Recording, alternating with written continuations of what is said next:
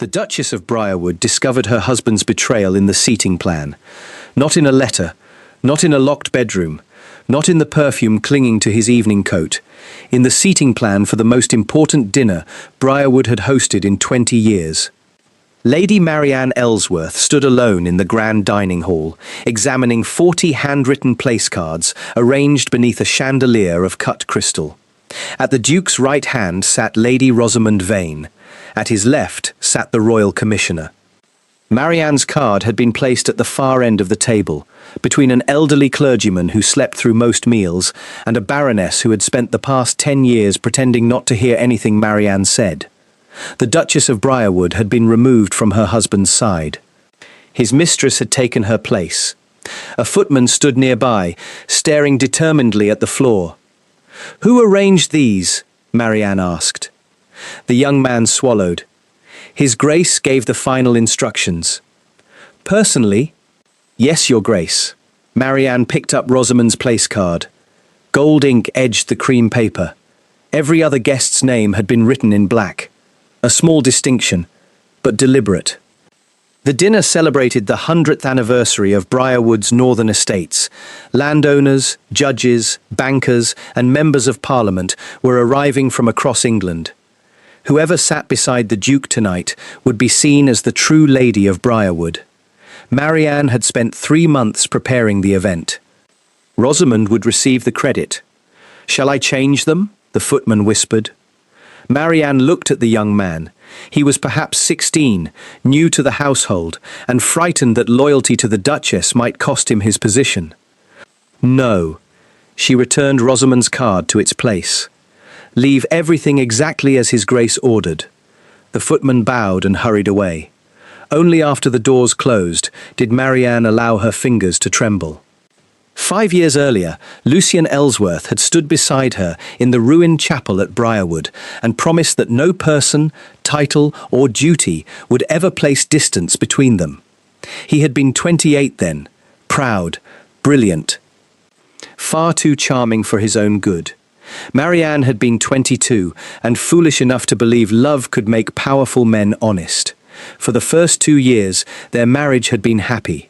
They rode before breakfast, read beside the same fire, argued over politics until midnight. Lucian once dismissed an entire hunting party because Marianne had fallen ill and he refused to leave her. Then his father died. Lucian inherited the dukedom, the debts, and the fear of becoming the first Ellsworth in 3 centuries to lose Briarwood. Romance became an indulgence. Dinner became strategy. Tenderness became silence. And Lady Rosamond Vane entered their lives as the daughter of the banker who promised to rescue the estate. Marianne heard footsteps behind her. "You should not be in here." Lucian's voice still possessed the power to make her heart remember what her pride wished to forget. She turned. The Duke of Briarwood stood beneath the carved doorway wearing a dark evening coat, his black hair brushed away from a face that had grown harder during their years of marriage. Rosamond stood beside him. She wore crimson silk, and around her throat rested the Briarwood emerald, Marianne's emerald. The necklace had belonged to every duchess in Lucian's family for nearly 200 years. Marianne looked at it. Rosamond lifted one hand toward the stone. This was Lucian's idea. Lucian's expression tightened at the familiarity, but he did not correct her. "It suits the gown," he said. The answer wounded more than an apology would have. Marianne looked at her husband. "You opened the family vault. I required something appropriate for tonight. For her, for the success of the evening." Rosamond smiled softly. "Surely jewels should be worn rather than hidden." Marianne met her eyes. "They should also be earned rather than borrowed." The smile disappeared. Lucian stepped forward. "Marianne," that tone, the one he used when he wanted her silence but wished to call it dignity. She picked up her own place card. "You moved me. The Royal Commissioner wishes to discuss the railway investment. Rosamond understands her father's terms. I negotiated the first agreement, and rejected it, because it would give Lord Vane control of the northern mines." Lucian's jaw hardened. Without his money, there may be no minds left to control. Marianne glanced toward Rosamond. Then perhaps Lord Vane should sit beside you. Rosamond's cheeks coloured. Lucian lowered his voice. Do not create a scene tonight. Marianne looked around the empty hall. You have seated your mistress in your wife's place, dressed her in your wife's jewels, and invited half of England to watch. Her voice remained calm. You created the scene. Rosamond stepped forward. You have misunderstood my position. No. Marianne looked directly at her. I understand it better than you do. Lucian moved between them. That is enough. Marianne's eyes lifted to his. Once he would have defended her before anyone. Now he protected Rosamond from the consequences of entering another woman's marriage. Is it? She asked. His expression changed. For one brief moment, regret appeared. Then fear buried it. The bank will sign tonight, he said. If Lord Vane withdraws, Briarwood cannot meet its obligations. Marianne looked at the emerald. And humiliation is part of the agreement? No one intends to humiliate you. Rosamond glanced toward the far end of the table. The faint satisfaction in her eyes answered differently. Marianne placed her card back down.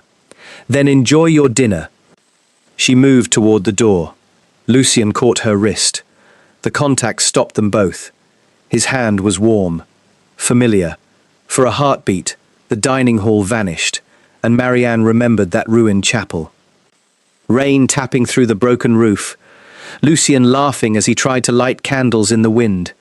The way he looked at her when he believed the title would never matter more than the woman. Where are you going? He asked. To dress. You will attend? Of course. Relief crossed his face. He still believed her presence meant obedience. Marianne gently removed her wrist from his hand. I would not miss the evening that decides who truly owns Briarwood. Lucian frowned. Before he could ask what she meant, Marianne left. In her rooms, Marianne opened a drawer Lucian had never seen unlocked. Inside rested a bundle of documents tied with blue ribbon. Her marriage settlement, her mother's will, and the original deed to the northern estates.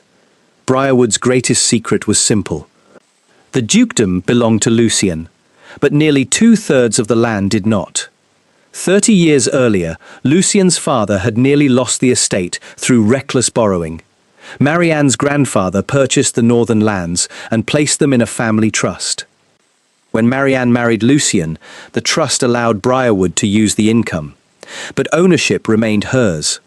Lucian knew the lands had come through her family. He did not know the agreement contained a final condition. If the Duke of Briarwood publicly displaced, abandoned, or disgraced his lawful wife in favour of another woman, the trust would end immediately. The northern lands, mines, tenant rents, and shipping income would return entirely to Marianne. Her mother had insisted upon the clause. Men are most loving when they believe they cannot lose anything, she once said. A wise woman learns who they are when cruelty becomes profitable. Marianne had hated the condition when she first read it. She believed Lucian would never activate it. Now she understood her mother had not distrusted love. She had distrusted power without consequences. Mrs. Tilda Crane, Marianne's companion, entered carrying a silver gown. The guests have begun arriving. Marianne touched the documents. Has Mr. Hale come? The trust solicitor? Yes. He is waiting in the West Library. And the estate council. All 5 members are attending. Tilda looked toward the closed drawer. You intend to invoke the clause tonight. I have not decided. My lady, he gave her your necklace. Marianne's composure slipped. Only slightly. He is frightened. So were you when your mother died. You did not humiliate him to feel stronger. Marianne looked toward the mirror.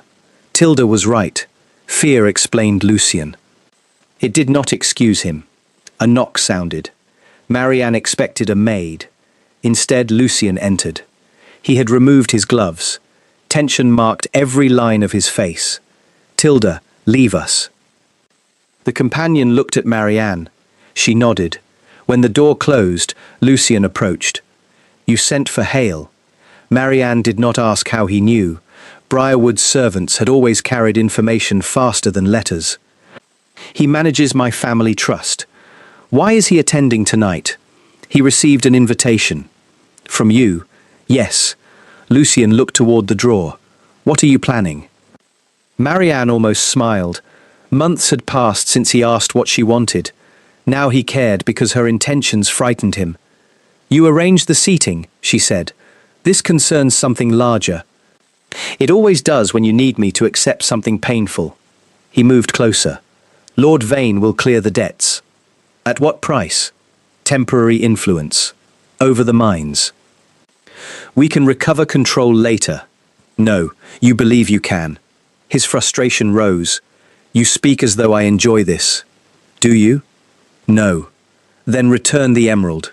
Silence. Marianne waited. It was a small request. No financial risk. No public confrontation yet. Only one act proving he still understood the difference between survival and surrender. Lucian looked away. Rosamond has already been seen wearing it. Marianne's heart broke with extraordinary quietness. He had chosen. Not just Rosamond. Appearances. Pride. The fear of admitting he had been wrong. Very well, she said. Lucian's gaze returned. Very well. Go downstairs. Marianne, your guests are waiting. He studied her face. You are too calm. She looked into the eyes of the man she still loved. That was the cruelest part. Love had not disappeared merely because respect had been injured. I spent years mistaking silence for patience, she said. Tonight, you will learn the difference. Before Lucian could answer, the dinner bell rang. The grand dining hall blazed with candlelight. Marianne entered last. Every conversation stopped. She wore silver, no emeralds. No family jewels, only her mother's pearl ring. Lucian stood at the head of the table. Rosamond sat beside him wearing the green stone. Marianne walked past them without lowering her eyes and took the seat chosen for her at the far end. Dinner began. Rosamond discussed the northern mines as though she already controlled them. Lucian praised Lord Vane's generosity. Guests watched Marianne, waiting for anger, tears, or retreat. She gave them none. After the final course, Lucian rose. Tonight marks the beginning of a new future for Briarwood. Rosamond smiled. Lord Vane opened a contract. Marianne saw Mr. Hale enter quietly at the back of the room. The trust solicitor carried a sealed document. Lucian continued. Lady Rosamond and her family have shown this house uncommon loyalty. He lifted his glass toward her. And from this evening, she will take a permanent role in Briarwood's affairs. A murmur moved through the guests. Marianne stood. Every face turned. Lucian's hand tightened around his glass. Sit down. The command was quiet. She remained standing. You wish to announce Briarwood's future. His expression hardened. Yes. Then announce all of it. Mr. Hale crossed the room and placed the sealed document before the Royal Commissioner. Lord Vane frowned. What is that? Marianne looked at Rosamond, then at the emerald belonging to a duchess she had publicly replaced. The consequence. The Commissioner broke the seal. His eyes moved rapidly across the first page. Then he stared at Lucian. Your Grace, were you aware that the Northern Estate Trust terminates if the Duchess is publicly displaced in favour of another woman? The room went silent. Lucian looked at Marianne. What have you done? She held his gaze. Nothing. Her voice was steady. You did it yourself. Mr. Hale opened the trust ledger. As of the Duke's announcement, all northern lands, mining income, tenant rents, and shipping rights returned to Lady Marianne's sole control. Lord Vane rose sharply. Without those assets, Briarwood was not merely weakened, it was ruined. Rosamond touched the emerald at her throat. Lucian looked from the contract to his wife. The humiliation he had planned for Marianne had turned upon him before the entire room. But before he could speak, Lord Vane seized the investment papers. My money was offered against the northern mines. They are no longer the Duke's to offer, Mr. Hale replied. Vane's face darkened. Then the agreement is withdrawn. Rosamond stood. Father, you said the Duchess possessed no power. Every guest heard him. Rosamond's face drained of colour. Lucian stared at her. You told him that. Marianne watched the realization reach him. Rosamond had not merely accepted his public cruelty. She had encouraged it because removing Marianne was essential to controlling Briarwood. Lucian turned toward his wife. For the first time that evening, fear stripped away his pride. Marianne. She removed her wedding ring. His face collapsed. But she did not place it on the table. Not yet. I warned you this dinner would decide who truly owned Briarwood. She looked toward the stunned guests. The answer was never the man seated at the head of the table. Before we continue, subscribe to Nightfall Tales, as this encourages us to keep creating quality content. Lucian did not understand that he had lost Briarwood until the servants stopped looking at him for orders. The Royal Commissioner remained seated with the trust agreement open before him. Lord Vane gathered his investment papers. The Estate Council whispered urgently near the windows, and Lady Rosamond still wore Marianne's emerald, as though removing it would be an admission of defeat. Lucian stood at the head of the table, a duke without control of the land beneath his own house. His gaze remained fixed on Marianne. Put the ring back on. The words were quiet, intended only for her. Marianne looked down at the wedding band in her palm. You did not notice it while you were praising another woman. I noticed everything. Then you understood what you were doing. Lucian came around the table. Guests moved aside. You planned this. No. You invited Hale. You summoned the council. You knew the clause would be activated. I knew it might be. And still you allowed me to make the announcement. Marianne's eyes lifted. Would you have believed me if I warned you? His silence answered. She continued. You would have accused me of using money to control you. Rosamond would have called it jealousy. Lord Vane would have produced another contract and assured you the condition meant nothing.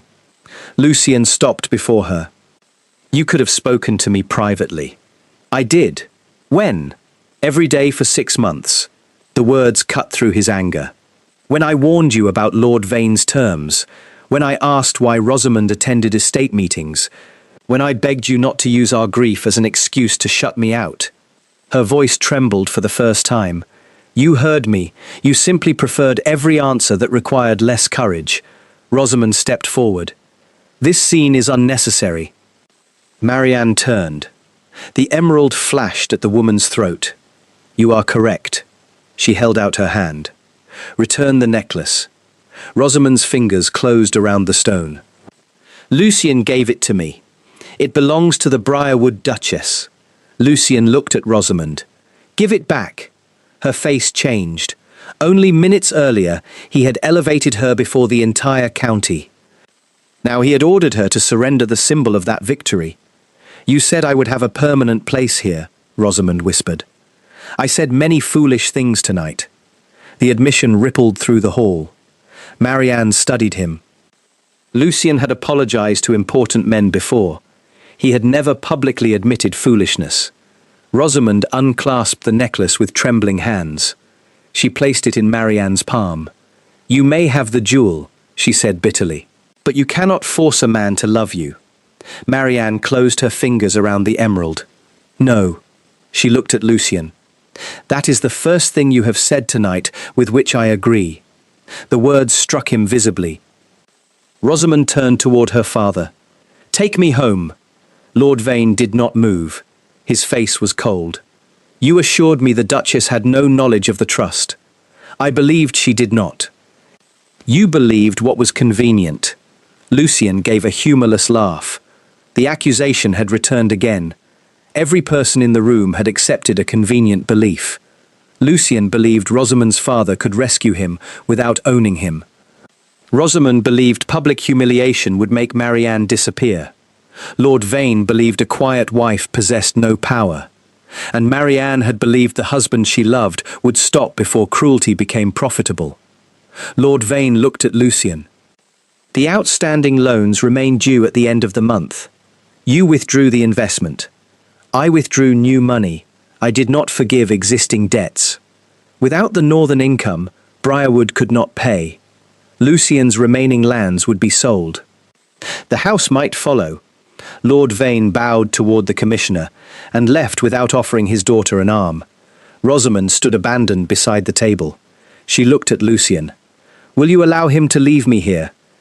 "You wished for a permanent role." Her lips parted. The cruelty in his answer startled even Marianne. Lucian immediately regretted it. Rosamond's eyes filled. "I loved you." "No," he said. "You loved what my desperation allowed you to become, and you loved what I allowed you to avoid." That silenced him. Rosamond looked toward Marianne. "He spoke of you constantly." Lucian's expression sharpened. "Rosamond." She ignored him. "Even when he was with me, he complained that you had changed, that you no longer laughed, that you looked through him as though expecting disappointment." Marianne felt each word. Rosamond's voice softened with unexpected honesty. "I believed if he spoke of you with anger, he had stopped loving you." She looked at Lucian. "I understand now that anger was the only way he could speak of loving someone who saw his weakness." Then she left the dining hall alone. By morning, every newspaper in London knew the Duke of Briarwood had publicly displaced his wife and lost control of his richest lands before dessert. Creditors arrived before noon. The Northern Estate stewards requested Marianne's instructions. 3 council members resigned from Lucian's service and offered their expertise to her instead. She accepted none immediately. Marianne spent the morning in the West Library examining accounts. Lucian found her there, surrounded by ledgers. The emerald lay untouched on the desk. "You did not leave," he said. She did not look up. "This house contains trust records that belong to me." "I meant the marriage." Her pen stopped. Lucian closed the door. He had not slept. His evening clothes had been replaced, but exhaustion remained in his face. "You removed the ring," he said. "I am still wearing it." She lifted her hand. The band had returned to her finger. Hope entered his expression too quickly. Marianne noticed. "Do not misunderstand." His hope disappeared. "I placed it back because I will not make the most important decision of my life while humiliated guests are still climbing into their carriages." Lucian sat opposite her. "What decision? Whether to remain your wife?" The answer frightened him more than financial ruin. He leaned forward. "I ended matters with Rosamond." "Did you?" "Yes." "Before or after Lord Vane withdrew his money?" His jaw tightened. "That is unfair." "Is it?" "I would have ended it." "When?" He had no answer. Marianne returned to the ledger. Lucian watched her. "I never shared her bed." She looked up sharply. "I know society assumed. I do not care what society assumed. I need you to know." "Why?" "Because there are betrayals I committed and one I did not." The honesty unsettled her. He continued. "I allowed her intimacy, influence, your place at my table. I gave her jewels that belonged to you." His voice broke slightly. "But I did not give her what was yours in our marriage." Marianne closed the ledger. "You stopped giving that to anyone." Lucian looked down. There it was, the deeper betrayal. He had not replaced Marianne with Rosamond in his heart. He had abandoned the heart itself. "The debts began after my father died," he said. "I discovered he had borrowed against nearly every property not protected by your trust. You could have told me. I was ashamed. You could have trusted me. I was afraid you would see me as a failure. So you humiliated me to avoid being seen as weak." His eyes closed. "Yes." The admission entered the room without defense. Marianne had expected excuses. Not truth. She stood and walked toward the window. Outside, workers crossed the northern fields, her fields now. "What happens to Briarwood?" she asked. "If the debts are called, the southern lands are sold. And the house? Possibly. You lose everything." Lucian looked at her. "I already lost everything last night." Her throat tightened. She refused to let one romantic sentence erase years of hurt. "You lost control of land. I lost the right to believe you would stay. You surrendered that right long before the trust changed hands. He stood. What would make you believe I regret it? Time. We may not have time. That is Briarwood's problem. And our marriage? Marianne looked at him. That is mine. The distinction wounded him. He approached slowly. I know I cannot ask you to rescue the estate. Good. But hundreds of families depend upon it. She had known he would reach that argument. Not because he was manipulating her, because it was true. If Briarwood collapsed, Lucian would lose title properties and pride. The tenants would lose homes, employment, and stability. Marianne's compassion had always made her vulnerable to men who confused kindness with surrender. I will protect the tenants, she said. Relief crossed his face. Not you. It vanished. The Northern Trust will purchase the Southern debts at fair value. The farms remain operating. The workers remain employed. And Briarwood Hall? I have not decided. Lucian stared around the library where generations of Ellsworths had planned marriages, debts and inheritances. You would own my ancestral home. No, the trust would own it. Controlled by you. Yes. He almost smiled. What? Marianne frowned. For years, every steward in this house came to you before coming to me. That was because you ignored the accounts. I know. He looked at her with painful admiration. Perhaps Briarwood should have belonged to you from the beginning. She had waited years for him to acknowledge her competence. Now the praise arrived when he had no power left to protect. It felt both satisfying and unbearably late. A knock interrupted them. Mr. Hale entered carrying a sealed letter. This arrived from the Northern Mines. Marianne opened it. Her expression changed as she read. What is it? Lucian asked. One of the mine directors has produced records proving Lord Vane has been purchasing Briarwood debt through hidden companies. Lucian went still. He created the crisis. Part of it. Hale placed a ledger before them. Lord Vane encouraged creditors to demand early repayment. His intention was to force the Duke to surrender the mines in exchange for rescue. Marianne looked at Lucian. Rosamond had not entered their marriage by accident. Her father had placed her there to influence the Duke while he dismantled the estate. Lucian's face hardened. I will expose him. With what money? Hale asked. A legal challenge may take years. Marianne studied the records. I control the mines. Yes. And Lord Vane's hidden companies hold the Southern debt. Yes. She understood.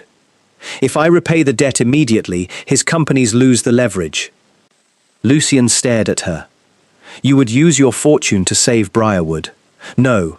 She closed the ledger. I would use my fortune to purchase its freedom. What would you require in return? The question was careful. He expected punishment. Perhaps he deserved it. Marianne looked into the face of the man she had once loved without caution. Complete financial authority over every Briarwood property. His jaw tightened. And? Rosamond never enters this house again. Agreed. You will publicly admit that I was not responsible for the estate's lack of an heir. Pain crossed his face. Marianne continued. You used our losses to justify replacing me. You will correct that before the same people who heard it. Lucian lowered his head. Agreed. And the final condition? He looked at her. You will leave Briarwood Hall. Silence filled the library. For how long? 1 year. His face changed. This is my home. It was mine too when you made me a stranger inside it. He looked toward the window. And where will I go? The hunting lodge on the western boundary. That place has 3 rooms. So did the cottage where my mother lived after your father disputed her trust. He understood. This was not revenge. It was perspective. Marianne moved closer. For 1 year, you will live without servants beyond one housekeeper. You will work with the Southern tenants whose homes your debts endangered.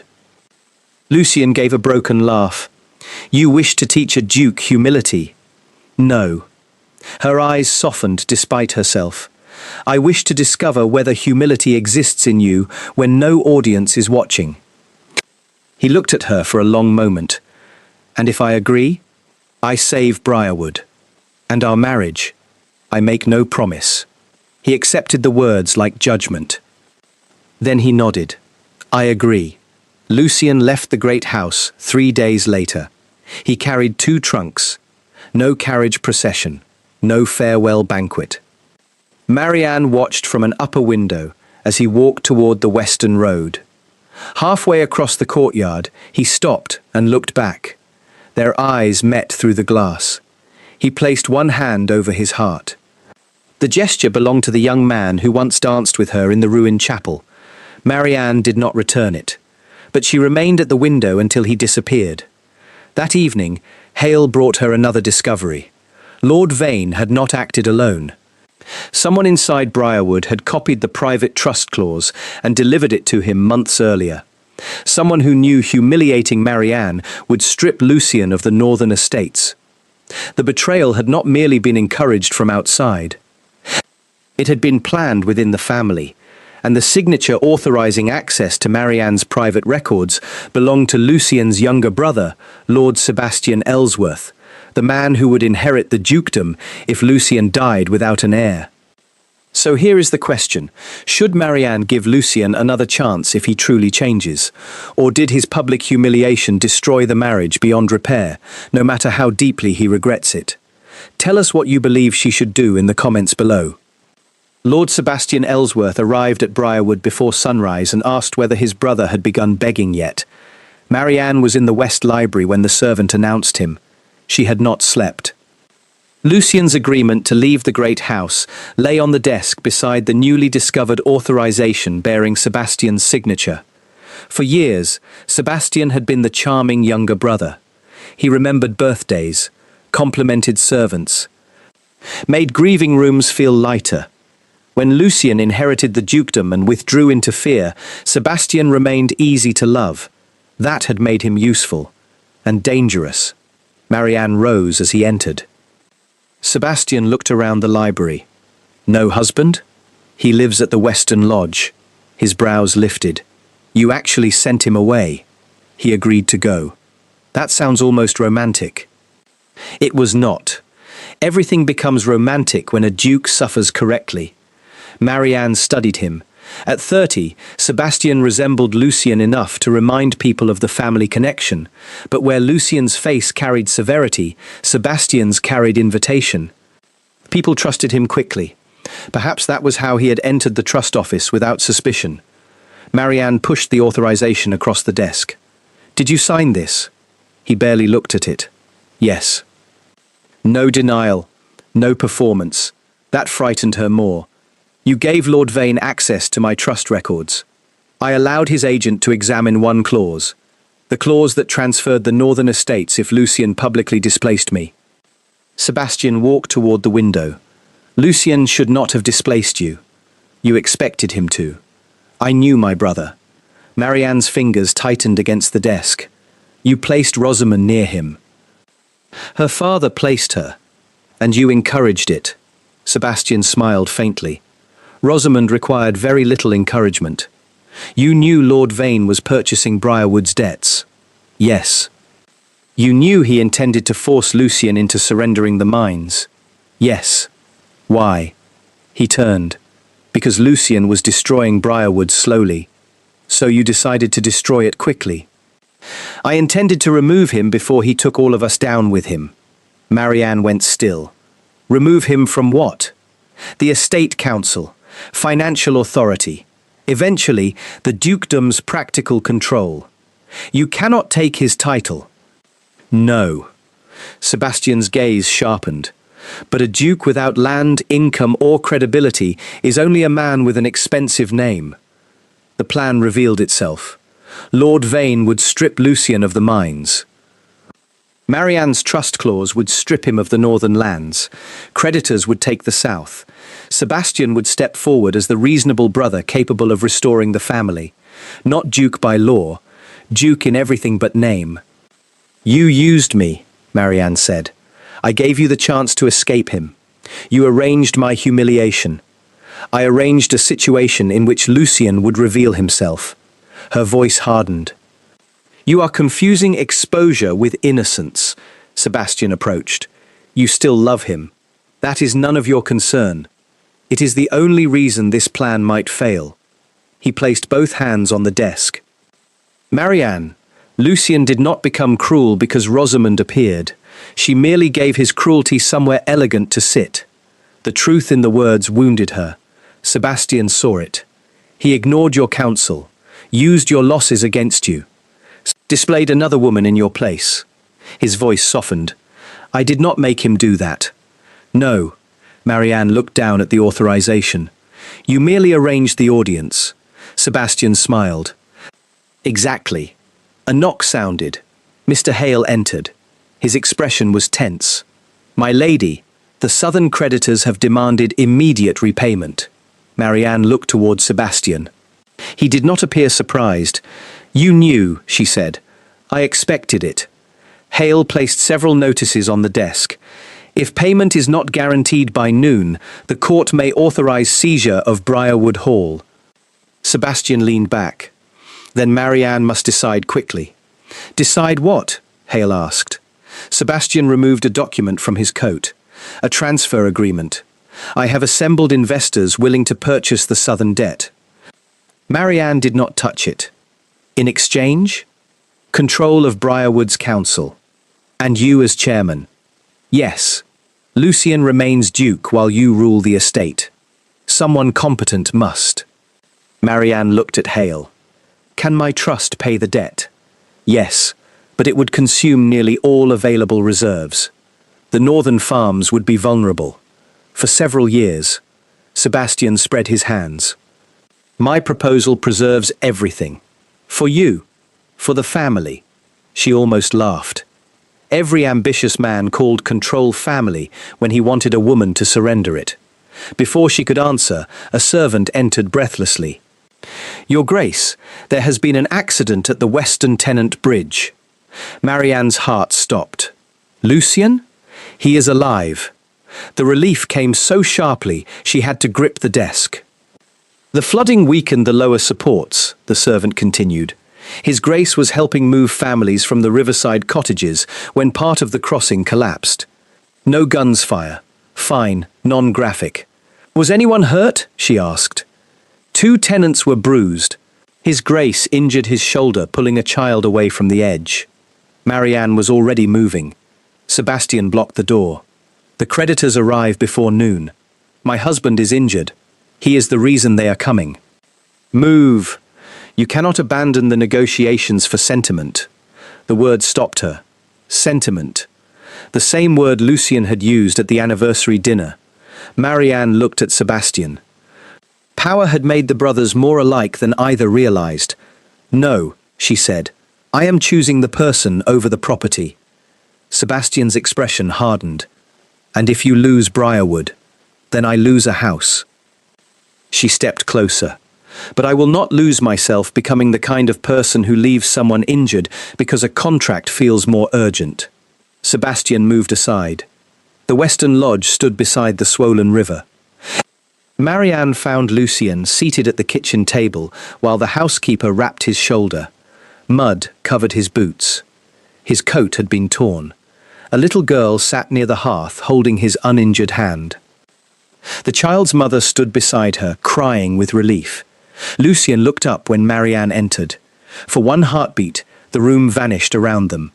You came, he said.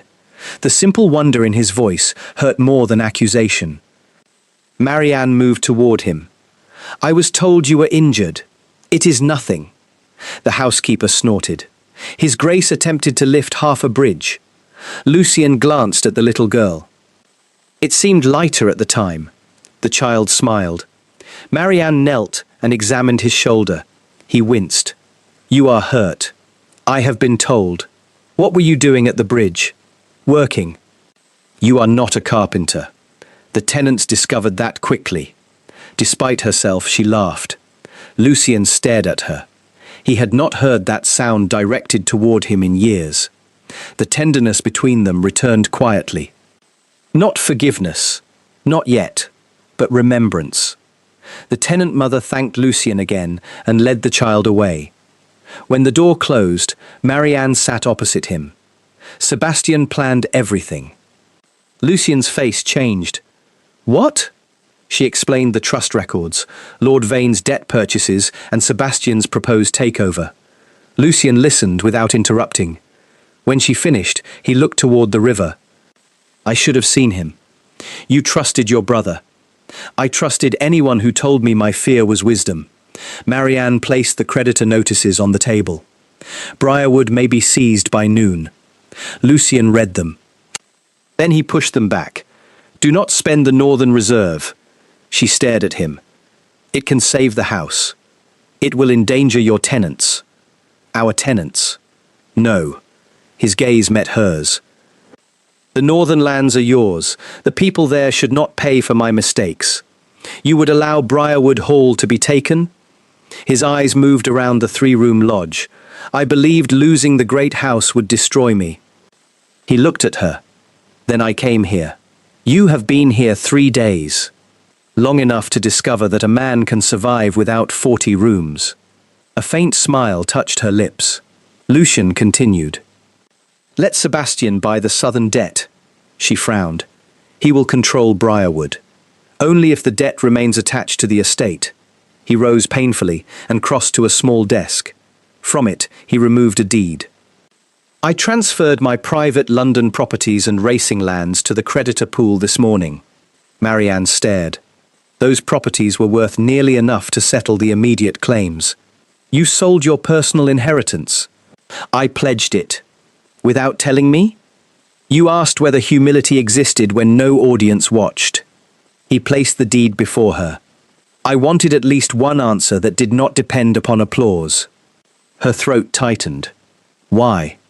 Because saving Briarwood with your money would only prove that I still expected you to repair what I broke. He looked down. I have done that to you often enough. Marianne touched the document. This will leave you with almost nothing. No. His gaze softened. It leaves me with a lodge, work, and the possibility that one day you may no longer hate seeing me. I do not hate seeing you. The admission escaped. Lucian went still. Marianne looked away. That is part of the problem. He moved closer, but stopped before touching her. Do you still love me? She had asked herself the question every night since the dinner. Love remained, but love alone had once made her accept too much. Yes, she whispered. Hope broke across his face. She lifted one hand. That does not erase what happened. I know. It does not restore trust. I know. And it does not mean I am ready to return. I know. The quiet acceptance mattered. Lucian did not turn her confession into a victory. He simply stood before her, wounded and grateful. Marianne looked toward the creditor notices. Sebastian will still attempt to control the estate. Then we stop him together. Together? If you permit it. For the first time, he asked. They returned to Briarwood before noon. Sebastian waited in the great hall with the creditors and estate council. His confidence faded when Lucian entered beside Marianne. Not ahead of her, beside her. Sebastian looked at his brother's bandaged shoulder, playing the heroic tenant now. Lucian placed the property deed before Hale. My private assets will satisfy the immediate debt. The creditors examined it. Sebastian's face hardened. You would impoverish yourself to preserve her trust. Lucian looked at Marianne. Yes, you will still lose authority. I already surrendered financial authority to the person more capable of using it. Every eye turned toward Marianne. Lucian faced the council. The Duchess of Briarwood will assume permanent control of all estate finances. Marianne had not expected the word permanent. Neither had Sebastian. You cannot be serious, he said. I have rarely been more serious. Lucian continued. Sebastian Ellsworth is removed from the council. All transactions involving Lord Vane will be investigated. Sebastian laughed. You think this redeems you? No. Lucian's voice remained calm. Nothing redeems humiliation except years of living differently. He looked at Marianne. I am beginning with today. Sebastian's support collapsed quickly. Without the debt leverage or council access, he possessed only his charm.